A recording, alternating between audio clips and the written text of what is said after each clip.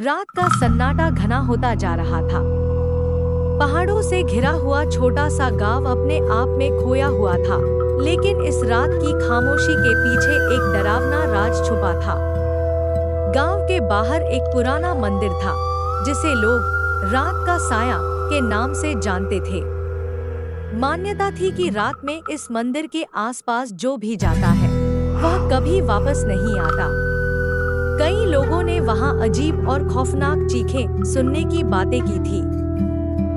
रवि, जो गांव का ही एक युवक था, इन कहानियों पर विश्वास नहीं करता था। वह पढ़ा लिखा और तर्कशील था और भूत प्रेत की कहानियों को अंधविश्वास मानता था।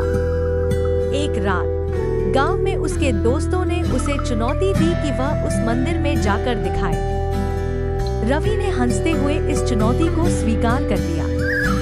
उसके दोस्तों ने उसे रोकने की कोशिश की, लेकिन रवि नहीं माना।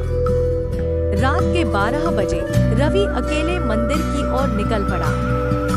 रास्ते में घना अंधेरा था और ठंडी हवाएं उसके चेहरे पर लग रही थी। जैसे ही वह मंदिर के करीब पहुंचा, उसे महसूस हुआ कि आसपास की हवा और भारी हो गई है। मंदिर की खंडहर जैसी इमारत समय की मार झेल चुकी थी। दीवारों पर पुरानी जंग लगी लोहे की जाली और फर्श पर टूटी हुई ईंटें थी। रवि ने सोचा कि यह सब बकवास है और वह मंदिर के अंदर जाने लगा। जैसे ही वह अंदर पहुंचा, अचानक चारों ओर का वातावरण और भी ठंडा हो गया। उसे लगा कि कोई उसे देख रहा है, लेकिन वहां कोई नहीं था। तभी उसे मंदिर के अंदर से किसी के कदमों की धीमी आवाज सुनाई दी। वह मुड़ा, लेकिन वहां कोई नहीं था।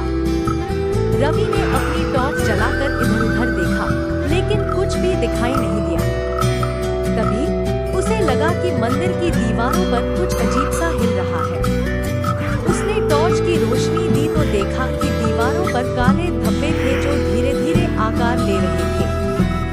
उसे एहसास हुआ कि यह धब्बे इंसानी आकृतियों की तरह दिख रहे हैं। अचानक एक भयानक चीख मंदिर के अंदर गूंज उठी। रवि का दिल जोर से धड़कने लगा, लेकिन वह अभी भी डर को झुठलाने की कोशिश कर रहा था। तभी मंदिर के कोने से एक परछाई प्रकट हुई। यह एक महिला की छाया थी, लेकिन उसका चेहरा विकृत और डरावना था। उसकी आंखें लाल थीं और चेहरा गहरे घावों से भरा था। वह धीरे-धीरे रवि की ओर बढ़ने लगी। रवि ने भागने की कोशिश की, लेकिन उसके पैर जैसे जमीन से चिपक गए थे। उसकी सांसें तेज हो गईं और उसे लगा कि उसकी जिंदगी खत्म हो जाएगी। तभी किसी अदृश्य शक्ति ने उसे पीछे की ओर धक्का दिया और वह गिर पड़ा। उसके सिर पर जोर की चोट लगी और उसकी आंखों के सामने अंधेरा छा गया। सुबह जब गांव वाले उसे मंदिर के पास बेहोश पड़े हुए पाए, तो वह बुरी तरह से घबराया हुआ था। उसने आंखें खोलते ही चीखते हुए कहा, रात का साया, मुझे बचाओ। रवि फिर कभी पहले जैसा नहीं रहा। वह गांव छोड़कर कहीं दूर चला गया, लेकिन उसकी आंखों में उस रात का डर हमेशा के लिए बस गया था।